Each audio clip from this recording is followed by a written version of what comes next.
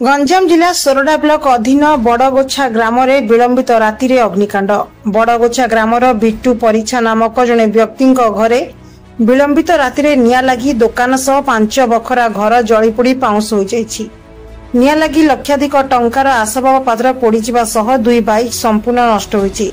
घर मालिकों कहवा कथा किछि दिन हेबो तांको झियर देह खराब हेतु से ब्रह्मपुर मेडिकल रे थिले। विलंबित राति रे तांको घरे निया लागिबा कथा से जानिबा को पाइथिले।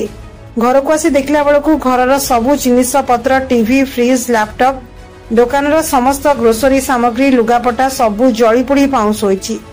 घरे कौनसी व्यक्ति नथिबा समय केही दुर्बृत्त निया लगाई दैतिबा अनुमान करुछंती घर मालिक।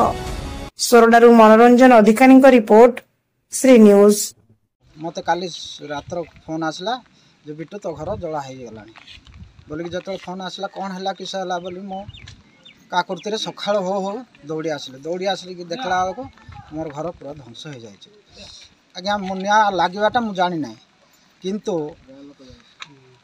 बाहर लोक आम ओडिशा पड़िशा लोक मैंने देखले से मैंने कहले निया जोर से लगी किए आसी पलैगले नष्ट हो। आज्ञा दुकान सामान तो जहाँ राशन सामान से गुड़ा थिला फ्रिज थिला आउ ये कौन टीवी थिला आउ से लैपटॉप थिला बाइक दीटा दांडरे थिला बाइक दीटा भी पड़गला पैसा थिला लक्षे पाखापाखि थिला आउ सुनामाड़ी दीटा थिला रूपा पाउजी सेटा भी दीटा झीर पे दीटा रखाई थिला।